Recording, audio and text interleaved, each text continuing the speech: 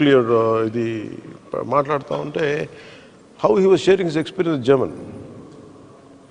They became almost ఒక carbon free ఏమంటారు, especially power ఏమో మనలా కోల్ జనరేటెడ్ కాదు.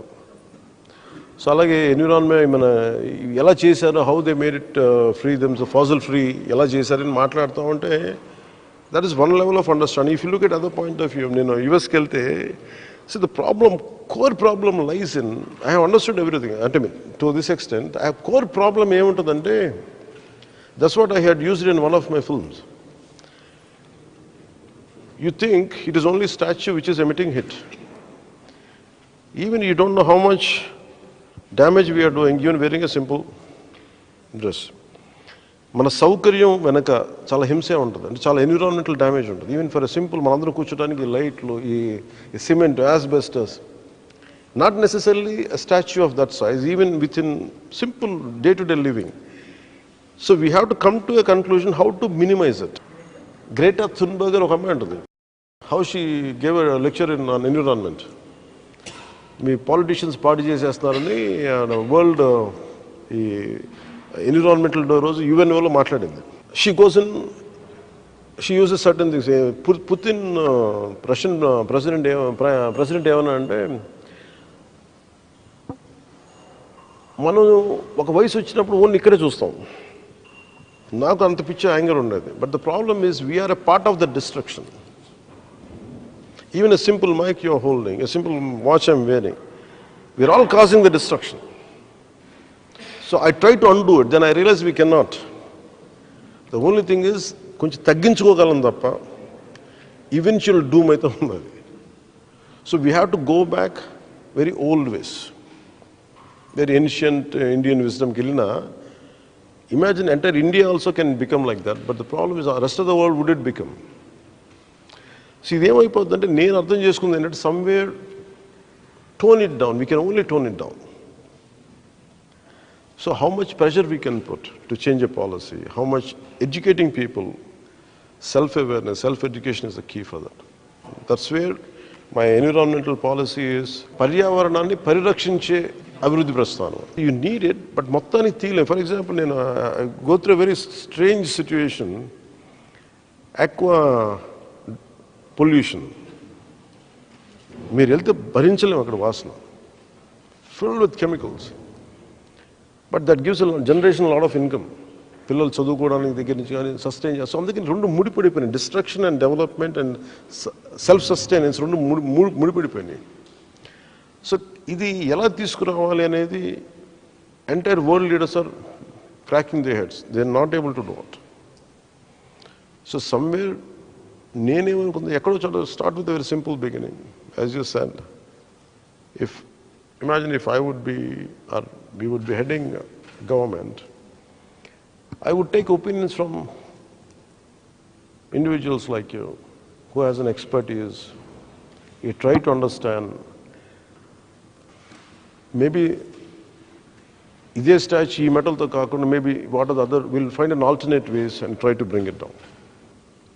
That's the approach which I do in politics. That's all. Sir, నా పేరు సాయినందన్. నేషనల్ యూత్ డే రోజు మిమ్మల్ని కలవటం చాలా సంతోషంగా ఉంది సార్. ఎందుకంటే 10 years క్రితం మీరు నాకు ఇన్స్పిరేషన్గా ఉన్నారు. మామూలుగా మీరు మూవీస్లో ఒక మంచి మెసేజ్ పెడతారు సార్. అంటే ఒక మంచి ఇలా ఉండాలి, సొసైటీకి ఏమైనా చేయాలనేది పెడతారు. కెమెరామెన్ గంగతో రాంబాబు మూవీ చూసి నేను ఇన్స్పైర్ అయ్యి, చాలా బిలో మిడిల్ క్లాస్ సార్ మాది, రైతు కుటుంబం నుంచి వచ్చాను. అంటే మీ మూవీస్ కానీ మీ స్పీచ్ కానీ పొలిటికల్గా మీరు ఏదైనా చెయ్యాలి సొసైటీకి అనే మాటలు నాలో చాలా బాగా పాతుకుపోయినాయి సార్. నేను మీరు ఇచ్చిన ఇన్స్పిరేషన్తో నా చదువు కంప్లీట్ చేసుకొని ఉద్యోగంలో జాయిన్ అయ్యి సొసైటీకి ఏదైనా చేయాలి. ఇప్పటివరకు అన్నయ్య నేను 1000+ మెంబర్స్తో బ్లడ్ డొనేషన్స్ చేయించాను. ఏదైనా ఇబ్బందుల్లో ఉన్న వారికి మనం బ్లడ్ డోనర్స్ని పంపించడం కానీ మీరు ఇచ్చిన ఇన్స్పిరేషన్ అన్నయ్య. అలాగే కోవిడ్ టైంలో డైలీ 60 days ఫుడ్ డొనేషన్స్ కానీ ఎవరైతే ఆపదలో ఉన్నారో వాళ్ళకి మనం చేతోడుగా ఉండాలి. మీరు ఇచ్చిన ఇన్స్పిరేషన్తోనే ఇవన్నీ చేయగలిగామని. అలాగే యూత్ అనేవారు పాలిటిక్స్లో యాక్టివ్గా ఉండాలి. అది ఏ నినాదం అయితే మీద ఉందో ఆ నినాదం చాలామందిలో పాతుకుపోయి ఈరోజు గ్రామ స్థాయిలో వారికి చాలా అందుబాటులో ఉంటున్నారన్నయ్య. ఆపదలో ఉన్న వారికి కానీ ఏదైనా దానికి చాలా అందుబాటులో ఉంటున్నారు. మీరు ఇచ్చిన ఇన్స్పిరేషన్ 10 సంవత్సరాలు మీరు పార్టీ పెట్టి ఎంతోమంది యువతకి అంటే బిలో మిడిల్ క్లాస్ కానీ ఏవైనా పేద కుటుంబంలో ఉన్న వాళ్ళు కూడా ఈరోజు రాజకీయం చేయగలుగుతున్నారంటే మీ వల్లే అన్నయ్య.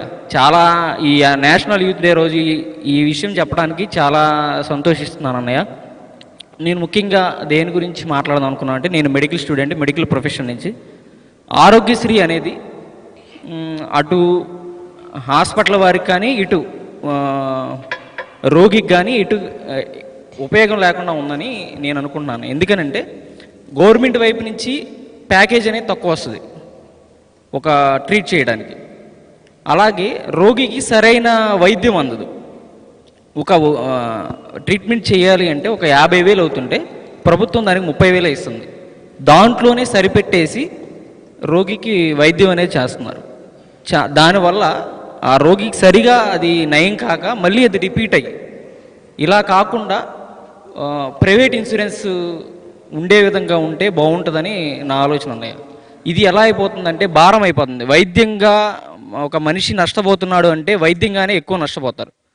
సరిపోవట్లేదు కదా బేసిక్గా. అంటే అది ఒక అన్నప్పుడు సక్సెస్ అయినట్టుంది కదా అన్నయ్య, కానీ ఇప్పుడు అలా సక్సెస్గా లేదు.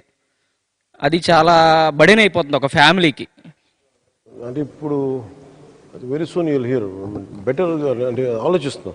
అది ప్రైవేట్ ఇన్సూరెన్సెస్ వచ్చినాయి అన్నప్పుడు గ్రూప్ ఇన్సూరెన్స్ మనం ఎలాగైతే బేసిక్గా మన హెల్త్ మన యూకే లాగా ఉండాలి హెల్త్ పాలసీ. అట్లా అదే బడ్జెట్ అవుతానయ్య. దీనికి కూడా ప్రాబ్లం ఏమవుతుందంటే మన అన్ని ప్రైవేటైజ్ మన గవర్నమెంట్ హాస్పిటల్ని చంపేసాం మనం. చాలా విల్ఫుల్గా గవర్నమెంట్ హాస్పిటల్ని చంపేసాం, ఎస్పెషల్లీ ఆంధ్రప్రదేశ్. తమిళనాడులో చంపల.